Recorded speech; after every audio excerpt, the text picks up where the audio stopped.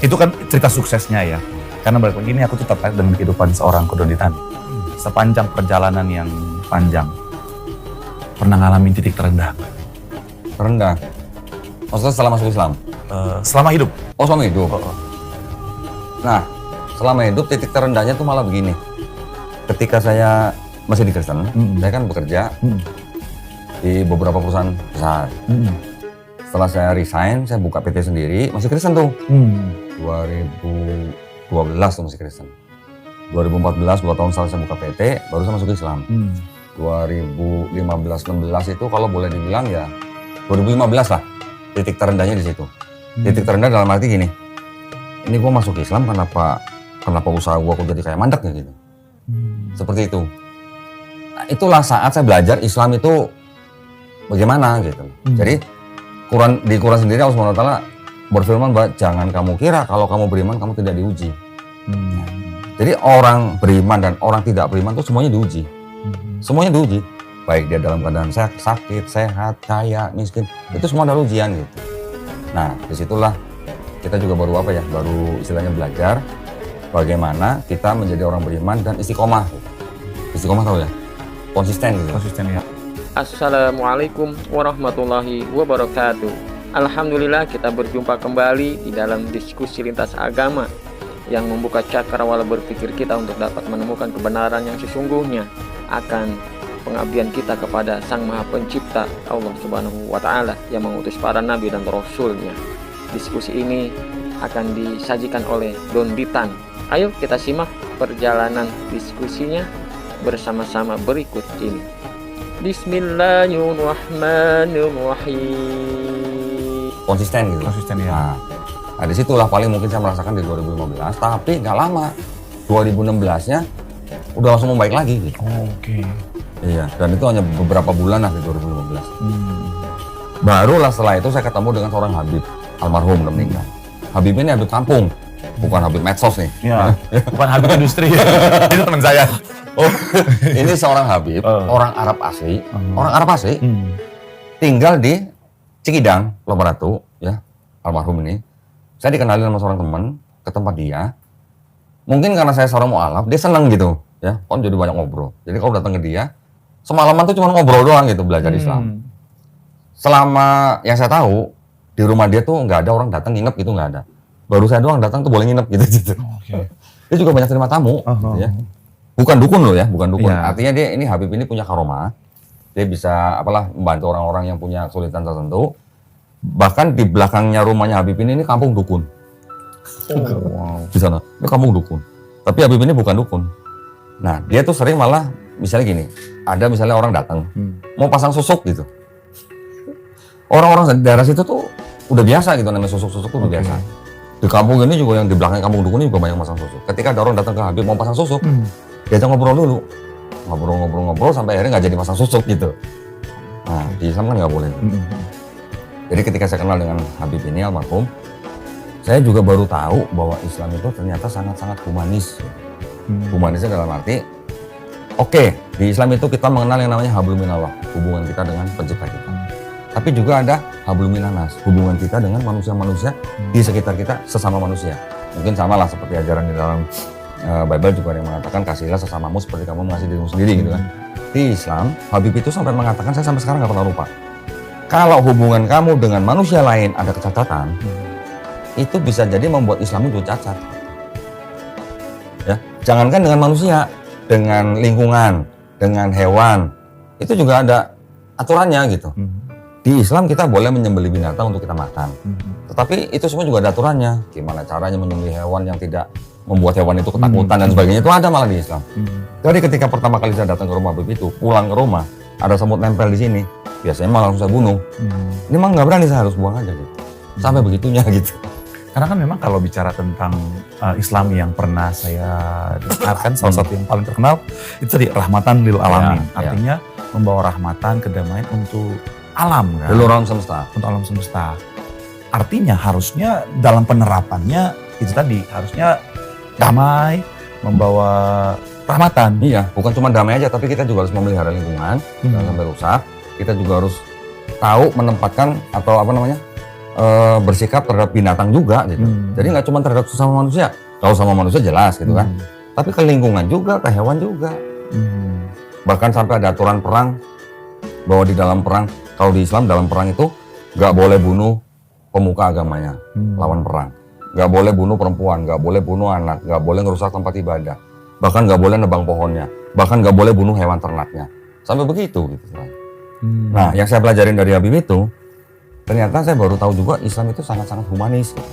Kita untuk menolong orang tidak perlu kita lihat dulu nih orang Islam atau bukan gitu. Ya, siapapun manusia butuh bantuan kita tolong. Bahkan menyingkirkan rintangan atau benda di tengah jalan supaya orang nggak luka, itu juga sudah merupakan hubungan kita untuk sama manusia. Sampai begitunya. Gitu.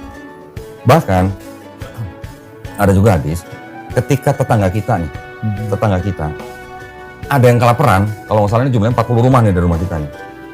Ada tetangga kita kelaparan, kita sebagai orang beriman tidak bisa sebut orang beriman kalau sampai ada yang kelaparan. Berarti artinya apa? Kita harus kasih orang makan kalau kelaparan. Gitu. Terlepas dia orang muslim atau bukan. Sampai begitunya gitu loh. Oke, berarti kalau begitu selama ini sebelum saya masuk Islam, saya taunya agama saya itu agama kasih gitu kan. Ternyata di Islam bukan agama kasih, tapi agama kasih dan sayang gitu. Nggak cuma terhadap manusia, tapi terhadap untuk alam dan lingkungan. Oke. Berarti kalau misalnya hari-hari kita lihat ada orang-orang di luar sana dengan penerapannya yang nggak sesuai, artinya itu kalau di Kristen kan tidak Alkitabiah. Ini tidak Islamiyah. Bukan. Qur'aniyah.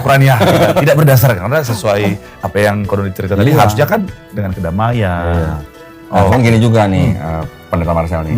Kalau di Kristen itu kan sumber hukumnya Bible. Setelah Bible apa? Nggak ada lagi kan? Sebenarnya kalau kita mau based on, artinya kalau kita mau based on sejarahnya, sekali lagi kan kalau bicara tentang perjanjian lama itu kan dari Torah ya. Di Torah itu tanah itu kan jadi hukum Taurat itu selain dari 10 hukum itu ada ke bawahnya lagi ada 613 ya. Nah, itu semuanya sebenarnya banyak hukumnya, tetapi di dalam perjanjian baru sudah ditegaskan bahwa semua hukum ini dirangkum jadi tadi hukum kasih karunia Yesus. Hukum kasihlah Tuhan Allahmu dan kasihlah sesama manusia, karena memang intinya begitu kan. Enggak, maksud saya di luar Bible hukum apa yang bisa dipakai oleh teman-teman Kristen? Semua sudah menyangkut soal itu aja. Di situ kan. Tapi kalau di Islam, kita ada Quran. Di bawah Quran ada hadis yang sahih. Di bawah hadis yang sahih ada yang namanya ijma ulama, kesepakatan para ulama. Oke. Nah, di bawahnya ijma ulama baru nanti ada hukum qiyas. Hukum qiyas itu apa? Qiyas itu kayak analogi gitulah. Ya, kasus sebelumnya dipelajari, diterapkan dengan kasus yang sama yang terjadi pada sekarang. Qiyas. Iya. Oke. Bukan kisos ya. Kalau kisos potong tangan, potong kepala. Tapi ada juga kan itu ya? Ada. Itu di tempat atau di negara yang menjalankan syariat Islam. Oke. Kalau Indonesia kan bukan negara yang menjalankan syariat Islam. Tidak ada. Oke. Nah, ini balik lagi nih kepada pribadinya nih. Ini selalu lari memang kalau ngobrol sama pendakwa sampai kamera saya udah panas itu. Dikipasin.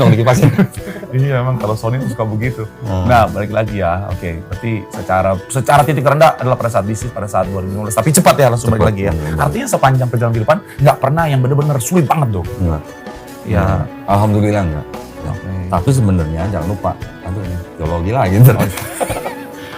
Udah jalan yang lain. Ya. Sampai saya bingung mau nanya apa nih. Target ke depan. Apa target goals seorang Donditan? Ya, apakah mengualafkan? Oh enggak. Jadi dikit justru harusnya tuh bagi-bagi, kalau berbagi tuh kebaikan gitu tuh. Udah banyak tuh. Bagi-bagi. Kalau di dalam Islam, orang Islam tahu bahwa yang namanya hidayah itu bukan dari ustadz, bukan dari kiai, bukan dari siapa-siapa kecuali dari Allah SWT. Iya. Ya, hidayah ya. Kita juga orang Islam tahu bahwa hidayah yang bisa membolak-balikan hati manusia cuma Allah. Nabi pun, kita tahu Nabi aja nggak bisa bikin pamannya masuk Islam. Apalagi kita bukan Nabi gitu. Sholatnya kadang-kadang mesti telat gitu. Kan banyak yang kesini. Jadi gue nggak bisa bagi karena hidayah itu nggak bisa gitu. Kali aja dia nontonin ya. Ayo ikut asik. Aduh. Jadi apa target ke depan? Target kita cuman kita cuman menjalani hidup ini sesuai dengan perintah Allah dan menjauhi larangannya. Itu aja. misi kita cuma begitu. Jadi kalau ditanya cita-cita orang Islam itu apa? Cita-cita orang Islam itu nggak tinggi-tinggi. Husnul khotimah. Oke. Tahu ya? Meninggal dalam keadaan muslim. Oke. Udah. Nah, itu kan artinya secara pendidikan sebagai seorang muslim yang baik ya. Kalau Berusaha menjadi muslim. rendah hati sekali tadi loh. Saya udah dikasih makan loh. Kalau saya bertamu loh.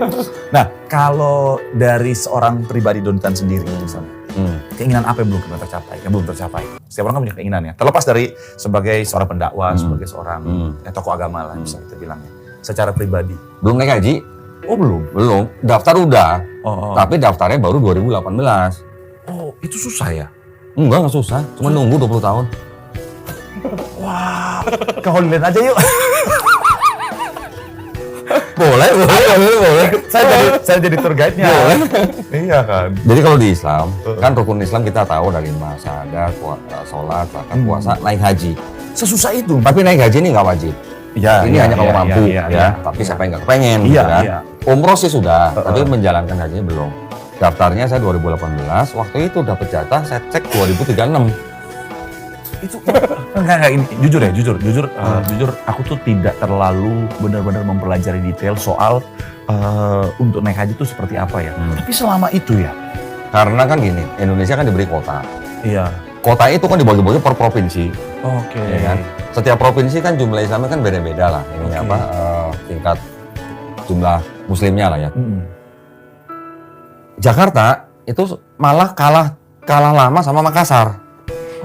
Di Makassar, orang daftar haji yang reguler, nunggunya lebih lama daripada di Jakarta.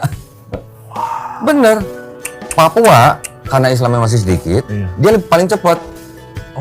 Nah, jadi kalau gue mau cepat berangkat haji, gue pindah dulu ke Papua, gue ganti KTP Papua dulu, daftar haji di sono, akan berangkat lebih cepat daripada di Jakarta. Jadi pembagian kuotanya tuh merata, walaupun jumlah penduduknya berbeda. Iya, jadi pembagian kuota itu dibagikan kepada setiap provinsi dengan kepadatan umat Islam masing-masing provinsi. Jumlahnya harusnya kan juga menyesuaikan dengan kepadatan. Iya dong, kan makin banyak umat Islam, makin banyak yang daftar. Iya. Berarti kan makin lama, karena kan ketika berangkat haji kan yang berangkat kan semua provinsi. Oke. Nah, di logika aku tuh begini. Maksudnya kalau misalnya di daerah ini kan padat banyak muslim, daerah ini kan dikit misalnya. Ya kuotanya dikasih ke sini yang banyak. Nggak tahu deh tuh ya pemerintah gimana ngaturnya ya. Tapi setahu saya nggak begitu. 20 tahun loh. 20 tahun. Wow. Maksudnya kalau ada yang misalnya daftarnya udah tua, udah 60, 70, itu kan kemungkinan hidupnya untuk berhasil turun. Tapi yang saya tahu biasanya, misalnya nih ketika kita daftar, sudah dapat kuotanya 20 tahun nih. Di tengah perjalanan, ini kan nanti biasanya ada yang meninggal, ada yang batal dan sebagainya kan. Ini bisa maju sedikit gitu. Dulu, ada nggak? Sekarang ada nggak bisa. Oh, ini saya baru mau nanya pikiran dengan pemikiran yang liar nih. Sekarang katanya nggak bisa. Kalau masih sistem dulu ya, kira-kira ada nggak yang berdoa Tuhan semoga ada yang meninggal? Ada nggak gitu? Kita berpikir liar dulu ya. Nggak tahu deh, bisa aja gitu ya. Kalau Dodi pernah enggak. Kita tahu lah.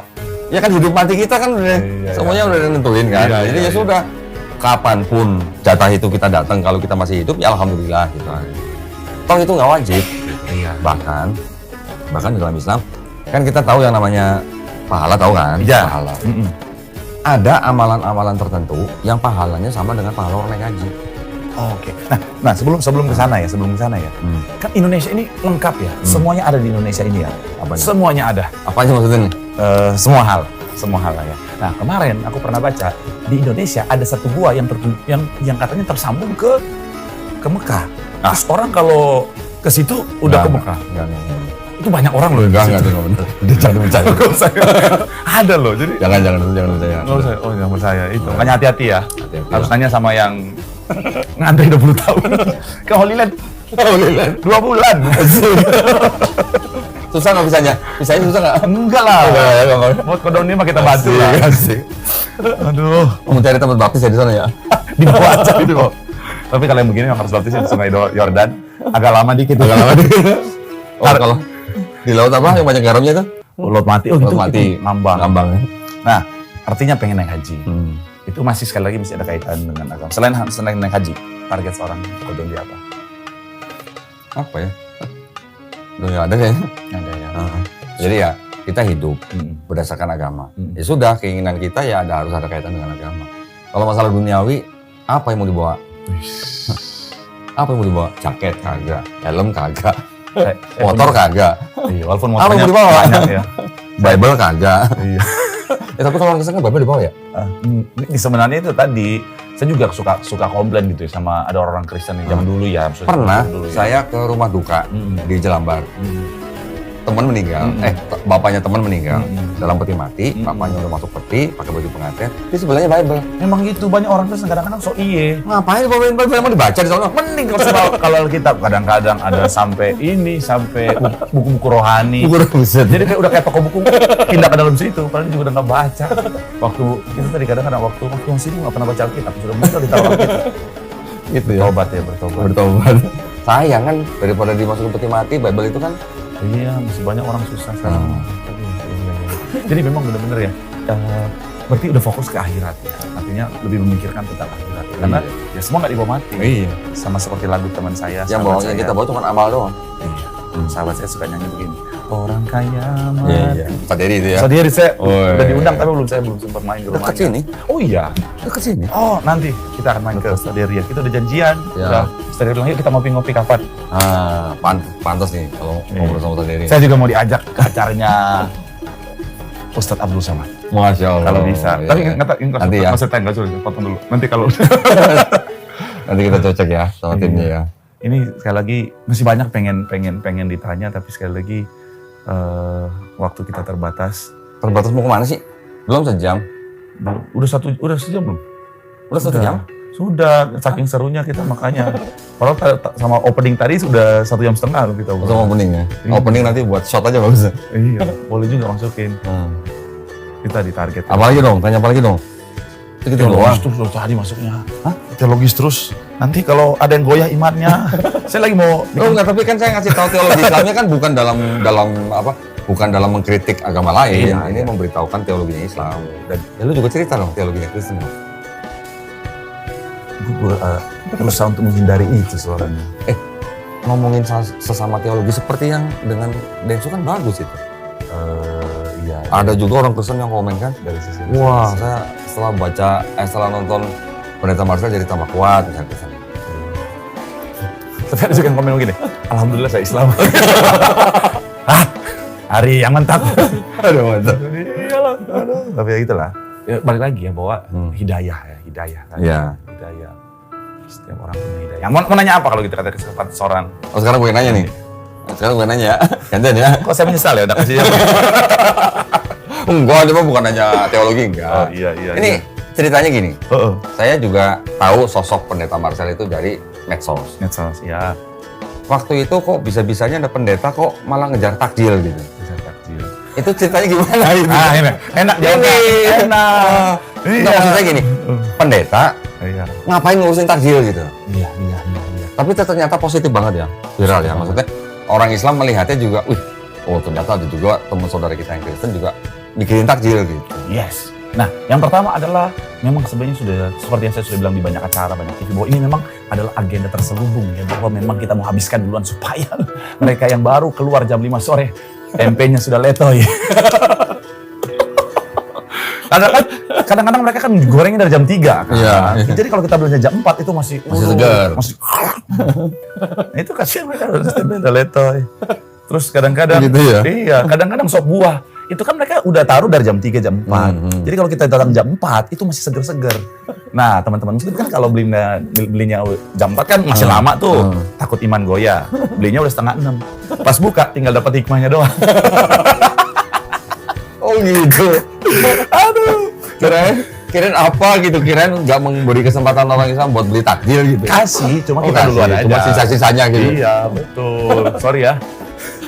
Soal agama kita toleran, tapi kalau soal Iya. takjil kita duluan. Asik, Itu asik. dia. Makanya nih, setiap bulan Ramadan. Nah, cerita dikit Penuh dong, berkah Pendeta itu. Marcel dong.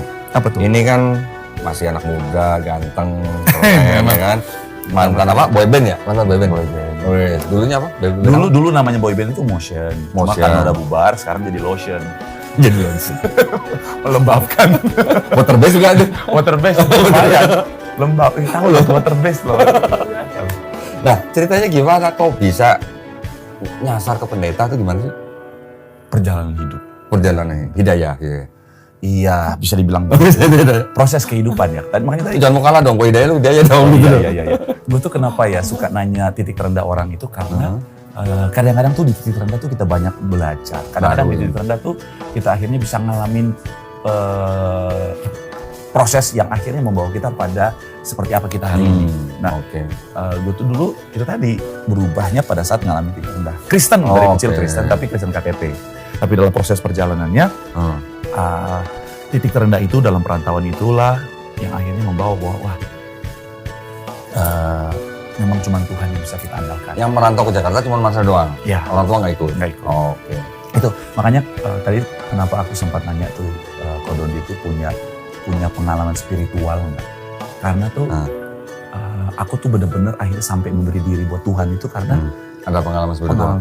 Kayak Densu ya? Oh iya ya, aku tuh belum tahu ya? Belum tahu. Aku tuh pengen banget tapi belum sempat hubungin sih. Waktu saya podcast di tempat Densu, kan ada Coki. Iya. 1,5 jam tuh, ya, walaupun yang tanya cuma 51 menit. Banyak setelah itu, saya ngobrol berdua sama Densu. Nah, itulah podcast sesungguhnya, cuman nggak direkam. Nah, di situ Densu cerita pengalaman pribadi dia dengan yang disebut sosok Yesus. Makanya sekalipun apa ya banyak ustadz yang sudah ajak mualaf, tapi dia tetap kuat karena itu tadi pengalaman. Dia bilang itu karena dia punya pengalaman pribadi ketemu Yesus. Nah, itu yang nggak direkam gitu. Nah, kalau seperti hal-hal seperti itu, pengalaman spiritual kayak gitu saya nggak pernah ngalamin. Saya nggak pernah ngalamin. Yang lihat begini atau enggak. Kalau Marcel, lihat. Sampai berjumpa melihat secara lihat langsung tentunya enggak ya. Tapi lagi kalau di Alkitab kan domba-dombaku mengenal suaraku. Artinya ketika kita punya hubungan dengan Tuhan, saat itulah kita bisa mendengar suara Tuhan. Nah, itulah yang aku alami dalam proses itu, makanya akhirnya jadi memberi diri. Yang Marcel dengar gimana? Marcel, mengapa kamu menyiksa aku gitu nggak? Nggak menyiksa dong, kan aku zamannya beda. tapi kalau hidupnya nggak benar ya itu tadi. Ini saya sudah bisa kebaca nih arahnya kemana nih. Ini saya pertanyaan ini saya sudah pernah tonton. Ada tuh kan itu kan. Ada kan yang Kodon bilang begini itu. Siapa gitu ya. Oh jadi kalau kamu hidup di zaman Tuhan Yesus, kamu bela siapa? Bantu enggak ya? Bantu enggak? Aku tidak akan terjebak. Itu biar bisa. Karena dia udah siapin jawaban jadi gue nggak tanya gitu. Enggak, karena memang udah tahu jawabannya. Iya. Karena udah dibahas di Coki juga kan, sedikit sama itu. Ya ada kehendak yang memang tidak bisa kita lawan. Nah, balik lagi, itu tadi proses kehidupan lain akhirnya memberikan akhirnya memberi diri untuk full pelayanan dan sekarang jadi pendeta. Dari tahun berapa ikut yang di Tiberias? Tiberias tuh jadi jemaat. Jadi pas nyampe Jakarta bingung kamu gereja di mana. Terus ada yang bilang ada tuh gereja Sarbini katanya. Nah itu ibadah di situ pertama kali. Kok damai ya, sukacita. Kalau di Manado sendiri gereja apa? Gereja Gemim namanya. Oh Gemim. Gereja daerah. Ya. Nah pas nyampe Sarbini tuh kayak damai banget. Itu zaman roh. Ini kan belum di zaman katanya. Jadi udah di zaman ya? Oh berarti jago bahasa roh ya? Enggak selalu. Jadi bahasa roh itu talenta. Oh talenta. Ada kursusnya nggak sih? Nggak ada. Karena cuma makanya kalau ada yang bikin kursus rame itu. Kok piye begitu? Karena itu talenta ya. Anugerah artinya ada orang yang memang dikasih, ada yang enggak. Kalau belum dikasih ya minta sama Tuhan bukan. Bisa sandal lama sandal baru. Sandal lawas. Iya. Kawasaki Honda ya. Enggak gitu, enggak boleh. Ada soalnya pendeta yang kadang-kadang begitu. Saudara, kamu harus bisa bahasa roh, saudara harus bisa bahasa roh. Tapi kalau yang bahasa roh kenapa cuma di karismatik dong ya? Ya memang kadang-kadang gitu pemahaman teologis orang berbeda-beda ya. Tapi gini, dalam kekristenan itu ada dua, artinya ada pandangan primer, ada yang sekunder. Kalau yang sekunder, baptisan, bahasa roh, semuanya itu bisa didiskusikan. Ini Kak, mohon maaf lagi pada kipas nggak apa-apa ya? Aman ya? Mau dikipasin? Yang di sebelah sana mukanya sampai begitu aman? Aman ya? Nih kita punya nggak dikipasin tok? Oh aman? Iya. Salah beli gitu. Beda ya, yang udah YouTuber terkenal ya. Kita murah punya ini. Tapi yang ini nggak panas ya? Sony berapa sih? Sony apa sih? Sony yang murah yang cuma 11. 11. Kalau ini kan A yang mahal ya, 30 Ki satu Ki. Tuh satu kameranya dapat 3 itu. Entar lah, bahasnya ntar ya. Nah, terus. Nah, jadi kamera itu ada 3. Kamera. Jadi Kalau dalam teologi itu ada dua, satu teologi primer, satu sekunder. Yang primer itu yang nggak bisa digugat, sekunder itu yang bisa didiskusikan, cara baptis, kemudian bicara tentang bahasa roh, itu masuk sekunder. Jadi makanya ada orang, oh ya berbahasa roh ya boleh, ada yang enggak. Kalau primer itu ya udah keilahian Yesus, kemudian bicara tentang Tritunggal. Sebenarnya itu. Makanya kita kalau bicara tentang konsep yang lain di luar Tritunggal, itu bukanlah konsep kekristenan yang sesungguhnya, Unitarian, kemudian tadi Oneness itu, nah itu sebenarnya di luar Kristen. Makanya kita tidak mengakui saksi Yehova sebagai Kristen yang sesungguhnya sebenarnya. Bidat gitu. Kita tidak pakai bahasa bidat ya. Oh bidat, jangan ngomong bidat. Itu teman saya tuh di Green, bidat, musik bidat. Saya nggak boleh nyanyi depan dia. Nah jadi konsep yang primer yang paling utama itu tadi Tritunggal, keilahian Yesus. Itu. Itulah tuh bagian itu. Iya ya. Nah itu Marcel di mana tuh? Nanti deh bawa pulang ini ya. Iya. Tapi gitulah. Ya. Nggak ada habisnya ya kalau kita bahas begini. Tapi sebenarnya ini adalah apa sih? Edukasi juga. Nanti kan kembali kepada masing-masing. Iya. Mau percaya monggo, mau percaya ini monggo gitu.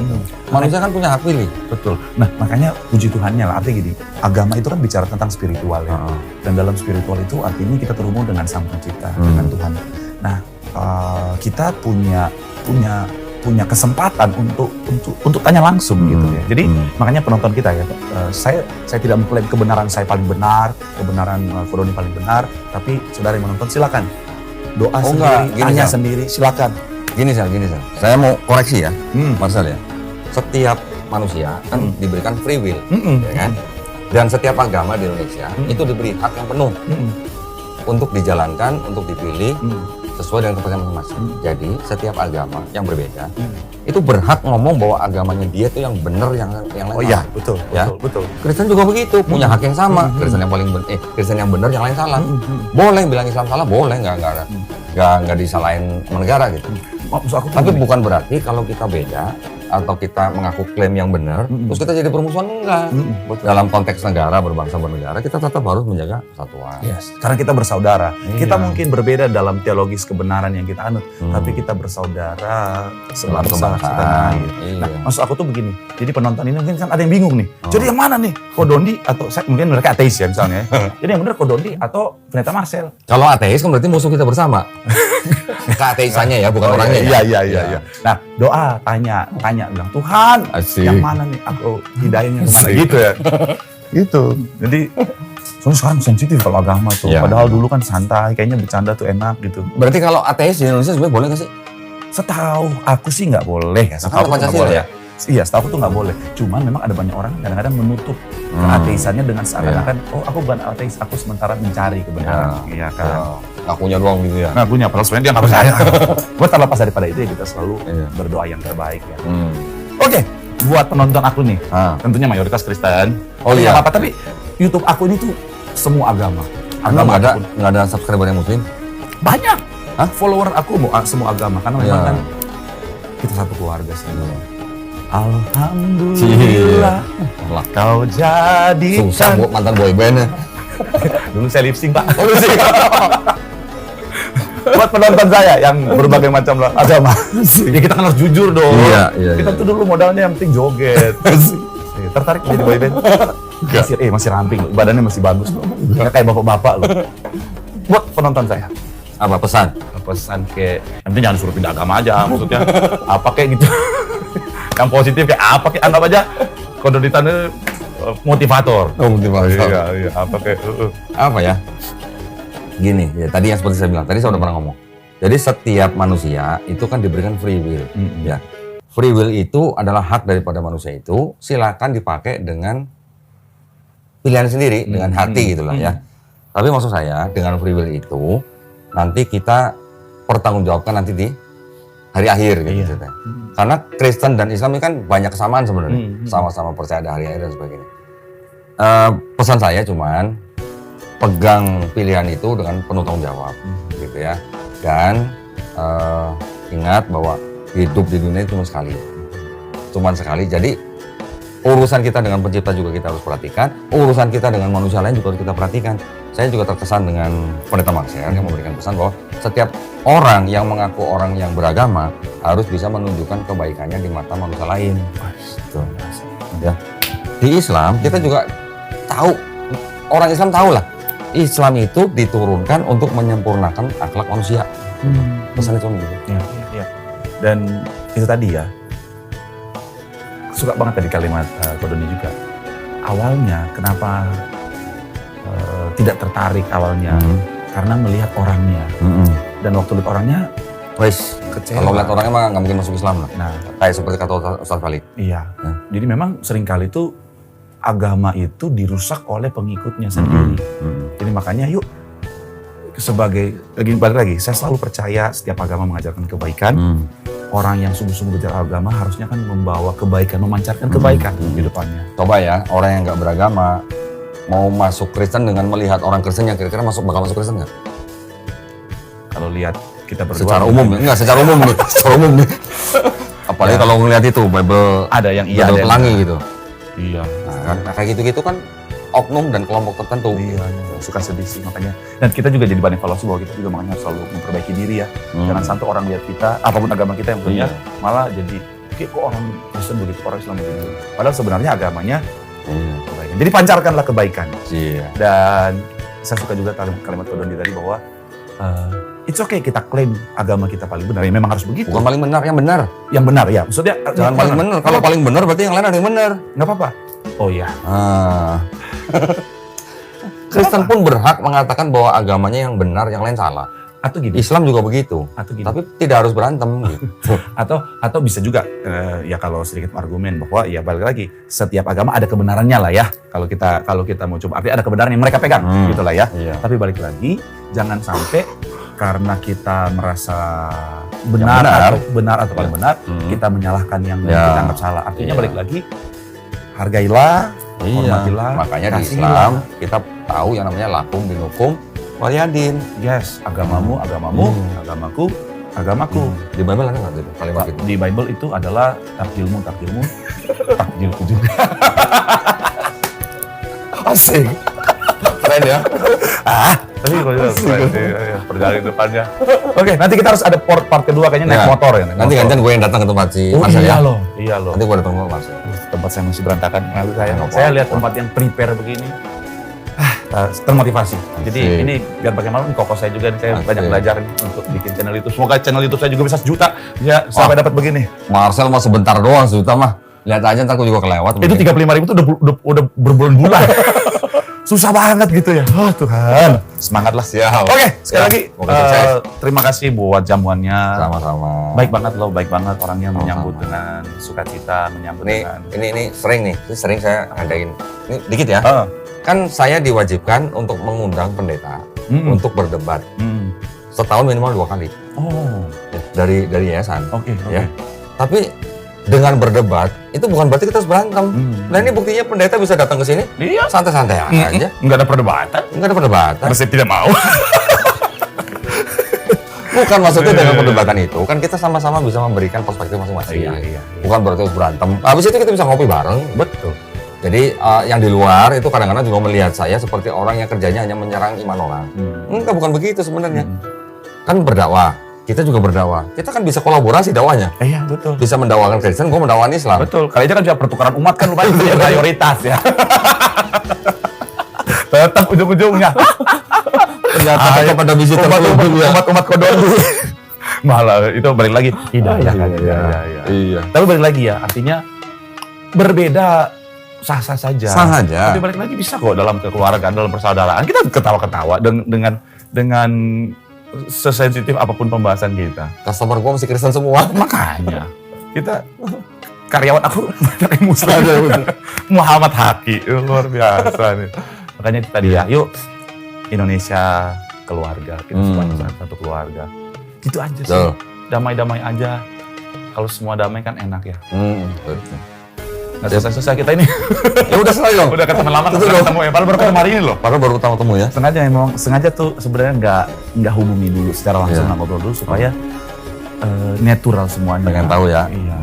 Kagetnya juga natural. Karena niatnya pendeta Marcel juga tulus. Silaturahmi. Saya juga tulus. Jadi kepengennya cuman terselubung gitu ya? Enggak juga. Enggak ya? Cuman saya sih sebenarnya Iya juga nggak apa-apa. saya cuma mau ini aja sih, jadi YouTuber saya. Enggak. Udah. Kita balik lagi akal. Ya, balik lagi senang banget, artinya memang Alhamdulillah. tergerak dalam hati untuk bisa silaturahmi. Ya. Karena memang itu tadi kita semua satu keluarga. Terima Ya. kasih sudah menonton acara yang luar biasa. Nanti juga tayang di tempat Kodon dia. Iya dong. Iya dong. Harus Semoga dong. jadi berkat ya. Semoga berkah semuanya. Kodon juga Siap. bersama tim. Sukses ya. Saya selalu panjang Pastinya. umur diberkati Tuhan. Siap. Sampai jumpa. Halo. Bye bye. Assalamualaikum. Waalaikumsalam. Lu jawab apa?